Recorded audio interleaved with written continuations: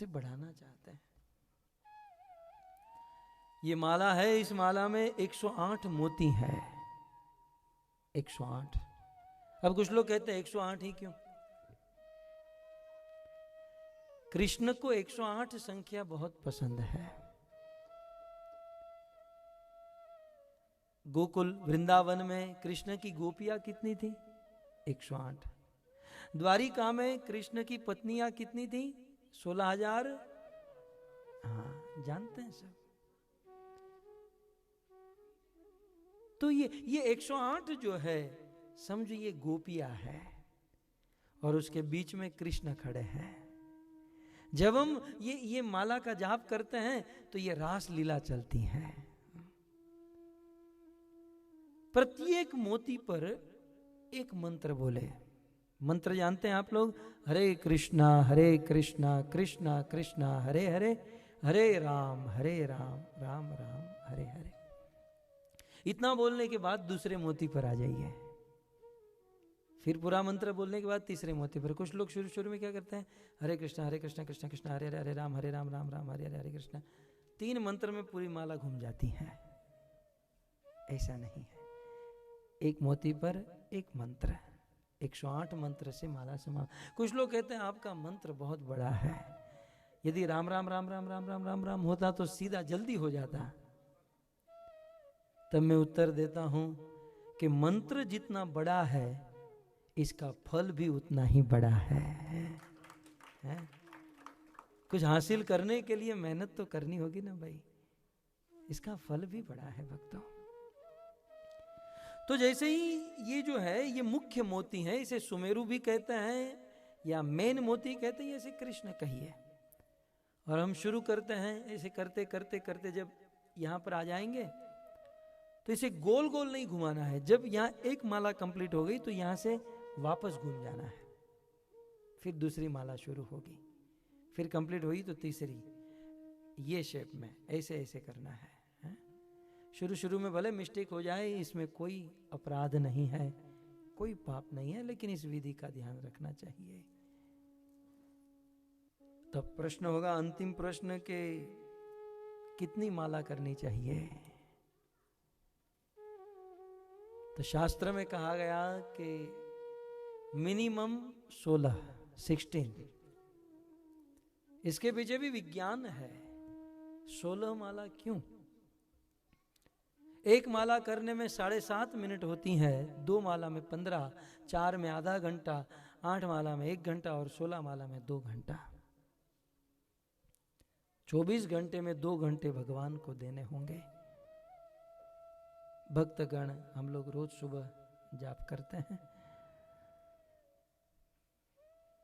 इसके पीछे विज्ञान है कि एक मंत्र में 16 बार 16 टाइम भगवान का नाम होगा इंटू 108, और फिर उसको 16 माला के साथ मल्टीप्लाई करो तो 25,000 नाम होंगे। और एक आदमी एक दिन में 22,000 से 24,000 बार सांस लेता है। ये साइंस का कहना है और सत्य है। आदमी 22,000 से 24,000 सांस लेता है और 16 माला करते हुए 25,000 नाम का जाप होता है। इसका अर्थ यह है, यदि 16 माला का जाप करते हैं तो प्रत्येक सांस पर भगवान का एक नाम स्थित हो जाता है। हमारा पूरा दिन भगवतमय बन जाता है, नाममय बन जाता है। कुछ लोग कहेंगे हम तो 16 करेंगे, लेकिन उसके लिए भी कह दूं मिनिमम 16 है, मैक्सिमम करने की प्रयास करनी चाहिए, क्योंकि आज तक हमने जो नहीं किया उसे भी एवरेज कवर करनी है। वैसे जीवन भर प्रत्येक सांस पर भगवान का नाम स्थित हो जाए तो संसार के प्रपंच से, दुख दारिद्र्य से आप मुक्त हो जाएंगे। ये भागवत पुराण उपनिषद इसका प्रमाण है। मैंने शॉर्टकट में आपको बताया, संक्षिप्त में। इसी नाम को जप कर उल्टा नाम जपत जग जाना, वाल्मीकि भई ब्रह्म समाना। एक दिन का डाकू इसी राम नाम को जाप करके वाल्मीकि ऋषि बन गया, करोड़ों का उद्धार हुआ इनसे। इसलिए प्रत्येक मनुष्य को, खास करके जो मेरी भागवत कथा सुन रहे हैं और कथा से जिसको प्रेरणा मिल रही है, तो मैं आप सब के चरणों में प्रार्थना करूंगा कि आप सब महामंत्र का जाप कीजिए। तब आपका अंतिम प्रश्न होगा, प्रभु हम करेंगे लेकिन ये मिलेगी कहाँ? आप इसकी भी चिंता मत कीजिए, हम वृंदावन से आप सब के लिए ये माला लेकर आए हैं। तो कार्तिक महीना चल रहा है, बहुत अच्छा महीना है, और कल रविवार है। कल हम सबको ये माला देंगे। आप सब लोग तैयार हैं करने के लिए? कितने लोग तैयार हैं? हाथ उठाओ। Very good. चलो भाई, कथा तो सफल हो गई। और साथ ही साथ आप सबके लिए मैं गिफ्ट लेकर आया हूं। रमेश भाई आओ, आप इधर आप बांटो, तब तक मैं इंट्रोडक्शन दे दूं।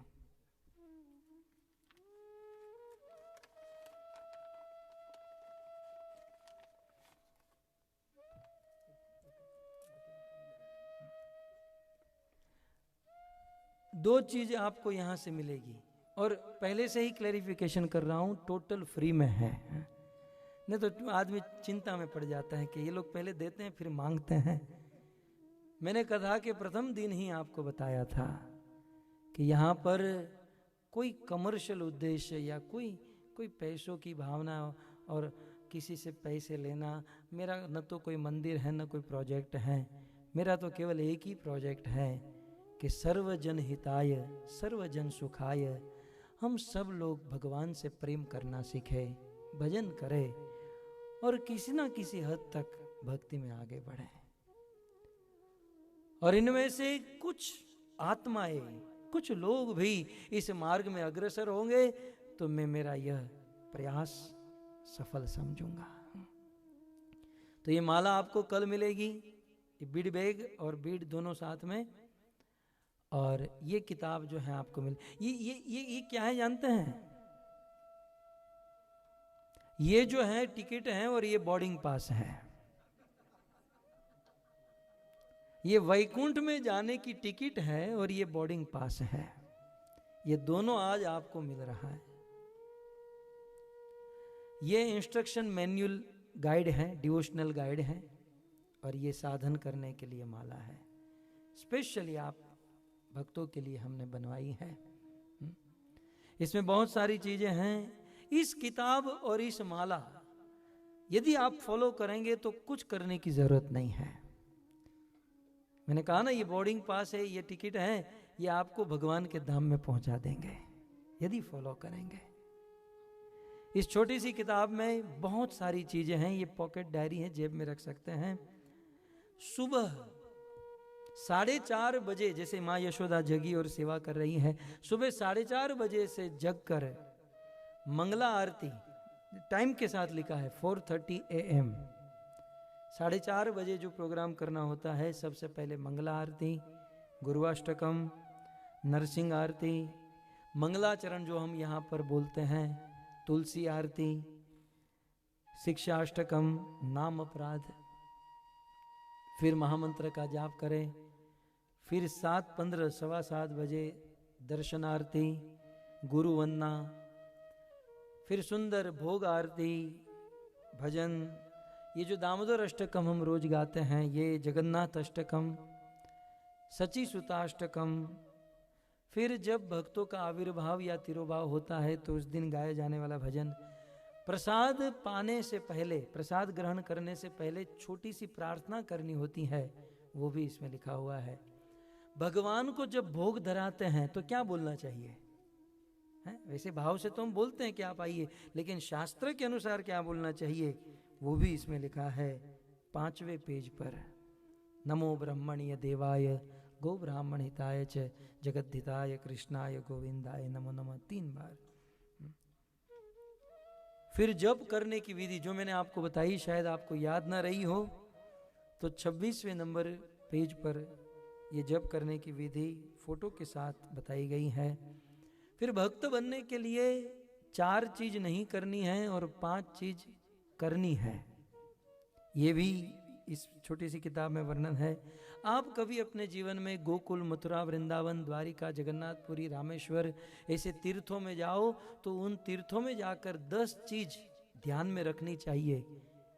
वो 10 धाम अपराध भी इस किताब में लिखे हुए हैं कि 10 गलती कभी ना करें तीर्थों में जाने से पहले। फिर एकादशी व्रत की महिमा, जो कल एकादशी है, एकादशी व्रत की महिमा, एकादशी के दिन क्या खाना चाहिए, क्या नहीं खाना चाहिए, क्या करना चाहिए, ये सारी बात इसमें बताई है। फिर गुरु शिष्य परंपरा कि ये गीता भागवत का ज्ञान हमारे पास कैसे आया, कृष्ण ने अर्जुन को, उसने इनको इनको इनको परंपरा से कैसे आया, ये पूरी परंपरा इसमें बताई गई है। साथ ही साथ ये रोज हम भागवत जी की आरती गाते ना, आरती अति पावन पुराण की, वो भी इसमें वर्णन है। साथ ही साथ कथा के पहले जो भजन गाते ना, जय राधा माधव कुंज बिहारी, वो भी इसमें वर्णन है। और अभी आपके घर पर परिवार में कोई बच्चे का जन्म हुआ और उसका भगवान से अपना नाम रखना हो, है? कोई फैशनेबल नाम हो या कोई पौराणिक नाम, तो 4000 नाम का संग्रह है हमारी वेबसाइट पर, उनकी लिंक भी यहाँ पर बताई गई है। साथ ही साथ आपके बच्चे जवान हो चुके हो और किसी डिवोटी लड़की या लड़के के साथ विवाह करना हो, उसके लिए भी इसमें वेबसाइट लिंक बताई गई है। मतलब ये छोटी सी किताब में आपका सब कुछ हो जाएगा। और साथ ही साथ ये जो कथाएं हो रही हैं, 184th भी कथा है ये, वे सारी कथाएं रिकॉर्डेड हैं, ऑडियो वीडियो, ये सब कुछ आप अपने छोटे से मोबाइल में, इसमें लिखा है मोबाइल ऐप का नाम लाल गोविंद दास, और वेबसाइट, ये दोनों लिखा है, उसमें आप लॉगिन करेंगे तो ये कथा भी जो चल रही है वो भी आप सुन सकते हैं। ये कैमरा जब घूमता है तो आपके ऊपर जाता है तो आप भी उसमें दिखाई दोगे। कुछ लोग ये देखने के लिए कथा सुनते हैं कि मैं कहाँ बैठा हूं। और साथ ही साथ व्हाट्सएप का दुरुपयोग बहुत हो रहा है, लेकिन भक्तों के द्वारा सदुपयोग भी हो रहा है। तो ये व्हाट्सएप नंबर है, यदि आप इसमें अपना नाम लॉगिन करोगे तो आपको रोज सुंदर सुंदर कथाएं सुनने का अवसर मिलेगा, और ये टोटली फ्री है। मैं बार बार कह रहा हूँ, ये छोटी सी किताब जेब में रखिए, जब भी आप कहीं बाहर जाते हैं संकट के समय में, सारे भगवान अवतार, नरसिंह भगवान, इन सब के फोटो, ये पूरा मंदिर है। कभी आप बाहर गए, भगवान को भोग लगाना हुआ तो ये रख दिया, भोग लगा सकते हैं। मैं रोज सुबह इसको कैसे इस्तेमाल करता हूं, ये महामंत्र यहां पर लिखा है पीछे। जब हम महामंत्र का जाप करते हैं तो मंत्रा मेडिटेशन करना होता है, तो हमारा ध्यान जो है इस मंत्र के ऊपर रखना होगा। जब हम माला का जाप करते हैं और जाप करते समय हरे कृष्ण बोलते हैं, ऐसे आंखें बंद करके, आंखें खोलकर, तो हरे कृष्ण हमारी आंखों के सामने होना चाहिए। तो आंख मंत्र पर, बुद्धि मंत्र पर, वाणी मंत्र पर, यदि आंख, बुद्धि और वाणी मंत्र पर है तो मन को तो आना ही होगा, मजबूर होकर आना पड़ेगा। और मन एक बार आ गया तो जीवन का सारा काम बन गया है। तो ये छोटी सी किताब काम की है कि नहीं, यूजफुल है आपके लिए, आप सबको मिल गई है। यदि किसी को नहीं मिली तो मेरे पास है, कथा के बाद मेरे पास से आप ले सकते हैं, ठीक है। तो ये छोटी सी किताब है और ये माला है, ये आपको कल मैं दूंगा, कल लास्ट डे है। बस आपको केवल मुझे वादा करना होगा कि मैं रोज 1, 2, 3, 5, 10 माला करूंगा, आपको यहाँ से माला मिलेगी। और फिर से कहता हूँ, ये टोटली फ्री है, इसका कोई कभी भी आपको पैसे नहीं मांगा जाएगा, ये आपकी है, आपका अधिकार है, बस आपको इसे जीवन में आगे बढ़ना है, इसी भावना से हम ये लेकर आए। Thank you very much. तो मार्केटिंग हो गया है। खैर, यदि मार्केटिंग डिपार्टमेंट मुझे दिया जाए तो मैं संभाल लूंगा। हरे कृष्णा कृष्णा कृष्णा हरे हरे राम। 10 साल से छोड़ दिया ये सब, और अब तो ये सब करने का मन भी नहीं होता है। एक ही इच्छा रहती है कि अधिक से अधिक भागवत पढ़ें और भागवत बोलें, और जनता इस भागवत को सुनकर अपने जीवन का उद्धार करे। और मैं बहुत प्रसन्न हूं कि आप जैसे प्यारे प्यारे भक्त आते हैं और इसे समझते हैं। देखिए, हम जो भी कहते हैं उसके पीछे भाव तो है, लेकिन मात्र भावुकता नहीं है, सिद्धांत है, फिलॉसफी है, प्रमाण है। मैं ऐसा नहीं कर रहा हूं मेरे गुरु जी ने दिया इसलिए आप भी करो, मैं प्रमाण दे रहा हूं। वेदव्यास जी ने कहा है पूरे मानव समाज को ये करना चाहिए। तो आइए पुनः कार्तिक व्रत में हमें भगवान के नाम का जाप अधिक से अधिक जाप करना चाहिए, अधिक से अधिक भगवान की कथा सुननी चाहिए, और रोज दामोदर अष्टकम का गान करना चाहिए, जो आज हम करेंगे, रोज कर रहे हैं। अब क्योंकि आपके किताब में ये लिखा होगा, आप इसमें से पढ़ सकते हैं। तो ऐसे कार्तिक महीने में भगवान दामोदर की महिमा है। दामोदर लीला का हम सब श्रवण कर रहे हैं। इस लीला में मुख्यतः मां यशोदा और कृष्ण के वात्सल्य संबंध की कथा है। स्वयं भगवान चाहते हैं कि मेरे साथ कोई संबंध जोड़े, इसलिए मोर पुत्र मोर सखा मोर प्राणपति। मोर पुत्र गाइए। मोर सखा मोर प्राणपति। मोर पुत्र मोर सखा मोर प्राणपति। मोर पुत्र मोर सखा मोर प्राणपति। ए बावे करे जे मोर शुद्ध भक्ति। ए बावे करे जे मोर शुद्ध भक्ति। ए भावे करे जे मोर शुद्ध भक्ति। ए भावे करे जे मोर शुद्ध भक्ति।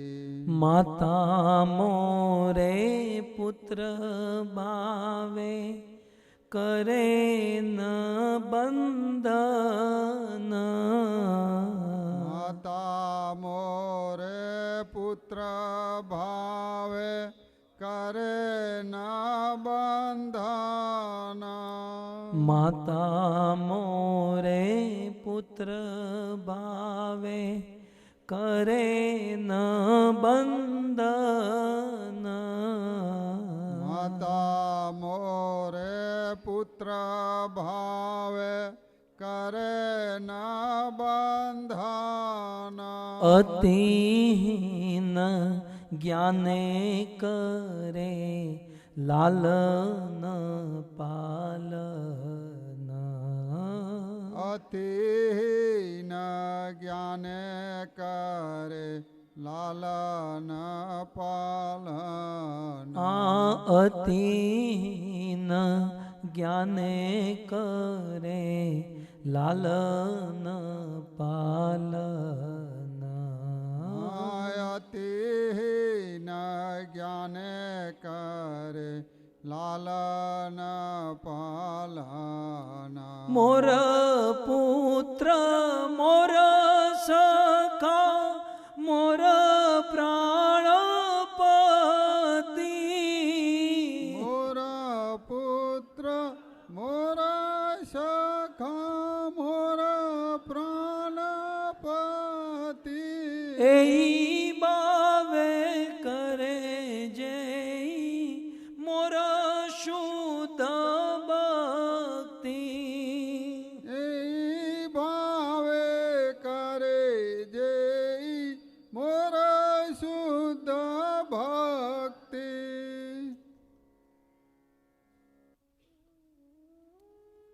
मोर पुत्र मोर सखा मोर प्राणपति। चैतन्य महाप्रभु कहते हैं कोई मुझे पुत्र समझे और मेरी सेवा करे, ये मुझे बहुत पसंद है।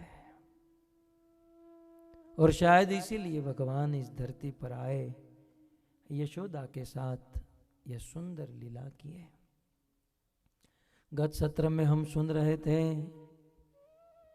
मां यशोदा समझ गई कि मेरे घर पर आज तक जितना भी माखन बना, ये सारा माखन मेरे दास और दासियों ने बनाया, और न जाने मेरे दास दासियों ने किस भाव में माखन बनाया होगा। इसलिए मेरा पुत्र, मेरा कृष्ण घर का माखन न खाकर गोपियों के घर पर चुरा कर खाता है। इस पर बहुत चर्चा हुई थी। कल सिद्धांत के बारे में बताया था कि भगवान द्रव्य के भूखे नहीं है, वो भाव के भूखे हैं। दुर्योधन ने 56 भोग बनाए, एक से एक व्यंजन बनाए और कहा केशव आपके लिए भोजन है, भोजन करके जाइए। यद्यपि कृष्ण को भूख थी, उनको खाना था, लेकिन ना कह दिया। महाभारत में वर्णन है, दुर्योधन ने कहा दुष्ट अन्न भोक्तव्यम, मैं दुष्टों के घर पर नहीं खाता हूं। दुर्योधन ने कहा मैं दुष्ट हूं? बोले हां। क्यों? कृष्ण कहते हैं मम प्राणा ही पांडवा। दुर्योधन, पांडव मेरे प्राण है और तूने पांडवों से द्वेष किया है, तू दुष्ट है, नहीं खाए। दुर्योधन ने बहुत प्रयास किया, कृष्ण ने भोजन नहीं किया, बहुत भूखे थे। और वहीं निकट विदुर जी का घर था। विदुर जी घर पे नहीं, विदुरानी घर पर। कृष्ण को देखकर अवाक रह गई, अखिल ब्रह्मांड नायक आज मेरे घर पर। विदुरानी को तो कल्पना भी नहीं थी ना कि कृष्ण हमारे घर पर भी आएंगे। अब विदुरानी पूर्ण भाव में आ गई। ऐसा वर्णन है कि कृष्ण को केला दे रही थी, केले का जो गर्भ है, जो मूल भाग है, उसे फेंक कर कृष्ण को छिलका खिलाने लगी। परंतु विदुरानी के हाथों से भी कृष्ण ने वो साग की पत्ती या केले के छिलके बड़े भाव से खाए, क्योंकि हमारे भगवान भाव देखते हैं, वस्तु नहीं देखते हैं। भाव होना चाहिए। यशोदा ने यही सोचा कि दास दासियों का क्या भाव, इसलिए मैं अपने हाथों से मेरे लाला के लिए, मेरे कृष्ण के लिए माखन बनाऊंगी। अतः दिवाली के दिन माँ यशोदा सुंदर वस्त्र पहनकर ब्रह्म मुहूर्त में उठकर उस बहुत बड़े मटके में दही जमा हुआ है, अन्य दास दासियों को अन्य कार्यों में लगाकर माँ यशोदा स्वयं उस दही का मंथन कर रही हैं। आजकल तो लोग दूध से ही मलाई निकाल लेते हैं, फिर माखन का कोई प्रश्न ही नहीं रहता। लेकिन सच्चा माखन वो है जो दही से निकले है। तो माँ यशोदा ने पद्म गंधा गाय का दूध और उस दूध का माखन, दही और उस दही का माखन बना रही है।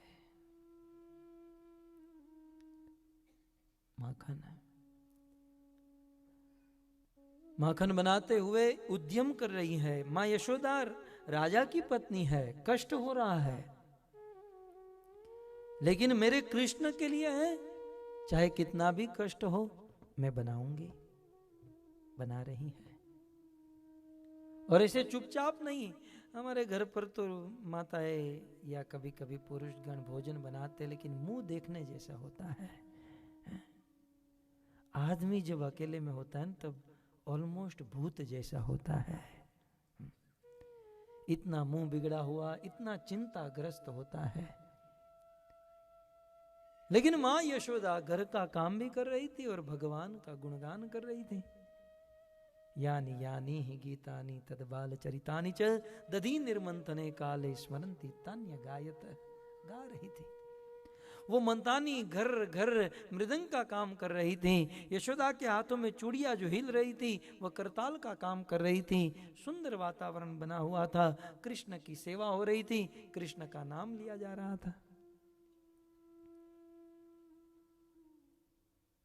अब देखिए तीसरे श्लोक में, कल जो थोड़ा श्लोक अधूरा रह गया हमारा, सोमम वास पृथुकटि तटे बिभ्रति सूत्र नब्दम पुत्र स्नेह कुछ युगम जात कंपम च शुभ्रो रजवाकर्ष श्रम भुज चलत कंकणो कुंडले च स्विन्नम वक्त्रम कबर विगलन मालती निर्ममन्तः। सोमम वास, ये तो कल मैंने बताया कि सुंदर वस्त्र पहना था। पृथु कटि तटे बिभ्रति सूत्र नब्दम, रेशमी वस्त्र धारण किया था मां यशोदा ने। वक्त्र स्विन्नम, इस श्लोक में शब्द आया है। स्विन्नम माने पसीना। मां यशोदा को वैसे सुबह का समय था, ठंड भी थी, लेकिन मेहनत बहुत कर रही थी, इसलिए पसीना हो रहा था। याद रहे, शरीर में पसीना भी जरूरी है, जो अमेरिका में नहीं निकलता है। मेहनत होनी चाहिए।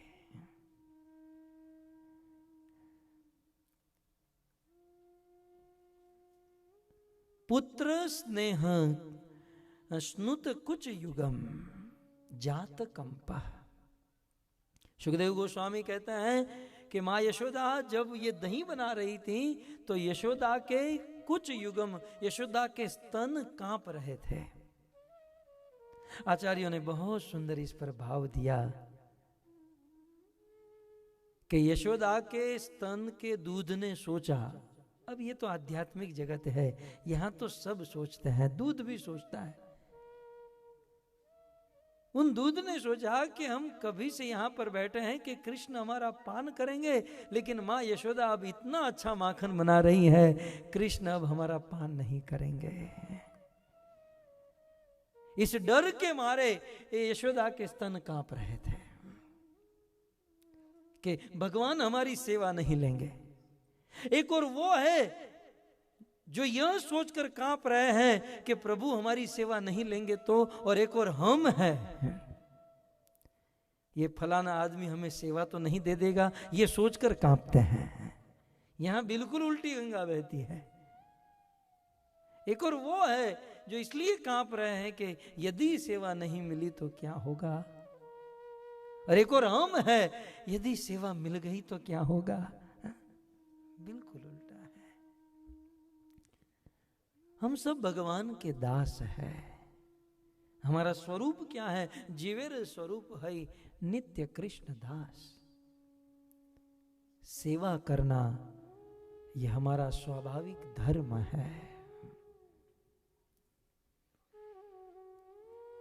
तो जात कंप, वे कांप रहे हैं।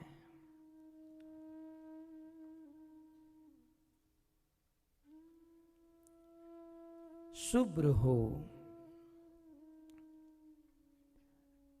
सुखदेव गोस्वामी शुभ्रु शब्द से यशोदा की सुंदरता का वर्णन कर रहे हैं।